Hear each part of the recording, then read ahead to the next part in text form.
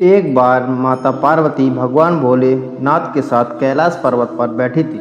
तभी उनके मन में विचार आया कि सारे देवता सुंदर महलों में रहते हैं, जबकि मेरे पति तो देवों के देव हैं, महादेव हैं। फिर भी मैं इस कैलाश पर रहती हूँ। यहाँ ना तो कोई महल है, ना कोई आराम की वस्तु। ऐसा सोचकर माता पार्वती ने भोलेनाथ से कहा, स्वामी, सारे देवता महलों में रहते हैं, आप क्यों इस कैलाश पर वास करते हैं? आप भी हमारे लिए एक भवन बना लीजिए ताकि हम भी आराम से रह सकें।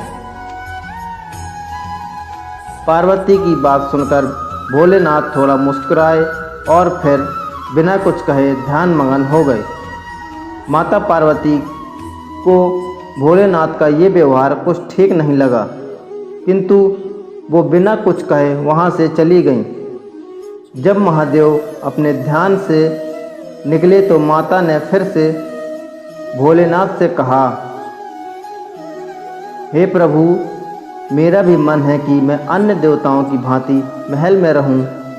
आप मेरे लिए भी एक भवन बनवा दीजिए। तब महादेव ने उनसे कहा, देवी, महल में रहना हम लोगों के लिए उचित नहीं है। किंतु माता पार्वती ने महादेव से हठपूर्वक कहा, प्रभु, आपको नहीं लगता है कि आपको भी महल में रहना चाहिए? आपका महल तो स्वर्ग में बने हुए इंद्र के महल से भी उत्तम और भव्य होना चाहिए। अब तो हमें महल बना लेना ही चाहिए। महादेव ने माता पार्वती को बहुत समझाया। वो बोले, देवी, हम तो ठहरे योगी, खुले में रहने वाले हैं। हमें भवन का वातावरण रास नहीं आएगा। हमें तो महल में चैन ही नहीं मिलेगा, क्योंकि महल में रहने के लिए बड़े नियम और बंधन होते हैं। किंतु माता ने मन में विचार कर लिया था कि अब महलों के बिना वो नहीं मानेगी। वो बोली, हे महादेव, जब सारे देव महलों में रहते हैं तो फिर महादेव क्यों बर्फ की चट्टानों पर? पार्वती के इस हट के आगे देवों के देव महादेव को भी झुकना पड़ा। तब उन्होंने इस कार्य के लिए स्वर्ग से विश्वकर्मा जी को बुलवाया और उन्हें ऐसा महल बनाने को कहा जो तीनों लोकों में किसी का ना हो। उधर विश्वकर्मा जी महादेव के आदेश अनुसार भवन बनाने के लिए उपयुक्त स्थान की खोज करते हुए उन्हें एक ऐसा स्थान दिखा जो चारों ओर से पानी से घिरा हुआ था और बीच में 3 सुंदर पहाड़ थे। वो पहाड़ तरह तरह के फल और वनस्पति से ढके हुए थे। उस स्थान को देखकर विश्वकर्मा जी ने उनके बारे में माता पार्वती को बताया। जब माता पार्वती ने उस स्थान के बारे में सुना तो उन्होंने खुश होकर भवन बनाने का आदेश दे दिया। विश्वकर्मा जी ने भवन बनाने की शुरुआत की और अपनी विशिष्ट कला का परिचय देते हुए भवन के साथ साथ वहाँ एक सुंदर नगर का निर्माण भी कर दिया। वह नगर देखने में अति सुंदर था। विश्वकर्मा जी ने उस महल और नगर को सुंदर बनाने में अपना पूरा योगदान दे दिया था। जब उस महल को माता पार्वती ने देखा तो उनकी प्रसन्नता का ठिकाना न रहा। उन्होंने विश्वकर्मा को धन्यवाद देते हुए उनकी बहुत प्रशंसा की। विश्वकर्मा माता पार्वती और भोलेनाथ को प्रणाम करके अपने लोक को चले गए। घर बनाने का कार्य तो पूर्ण हो चुका था। अब माता ने महादेव से कहकर गृह प्रवेश का शुभ मुहूर्त निकलवाया।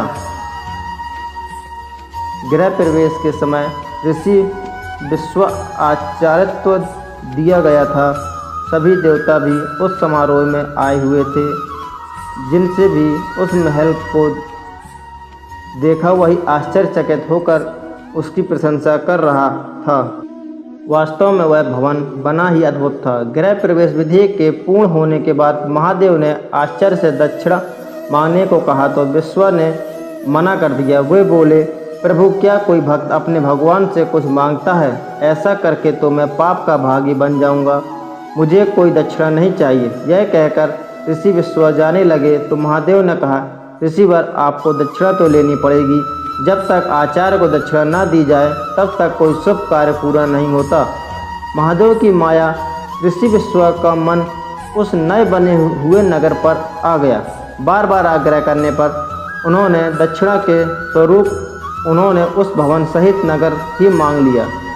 ब्राह्मण को दक्षिणा के रूप में उसकी मुँह मांगी वस्तु दी जाती है, इसलिए महादेव ने उस लंका को ऋषि विश्वा को दान कर दिया। महादेव के द्वारा अपने भवन को दान कर देने से माता पार्वती क्रोध से भर उठी।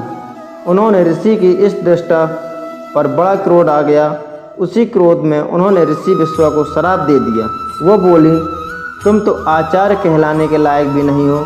महादेव की सरलता का लाभ उठाकर तुमने बड़ी कटुलता से मेरे प्रिय महल को हर लिया। इसके लिए मैं तुम्हें श्राप देती हूँ कि महादेव का ही भक्त एक दिन उस महल को जलाकर राख कर देगा। उसके साथ ही तुम्हारे कुल का विनाश आरंभ हो जाएगा। पुराणों के अनुसार ऋषि विश्वा ने वो नगर अपने पुत्र कुबेर को दे दिया, लेकिन कुबेर को निकालकर लंका का रावण ने अपना अधिकार कर लिया। त्रेता युग में शिव के अवतार हनुमान जी ने उस लंका को जलाकर और उसके बाद विश्व के समूल कुल का विनाश कर दिया। उस कुल में एकमात्र विभीषण ही श्री राम की शरण में होने से बच पाए। दोस्तों, वीडियो पसंद आई हो तो वीडियो को लाइक करें और चैनल को सब्सक्राइब करना बिल्कुल भी ना भूलें। धन्यवाद।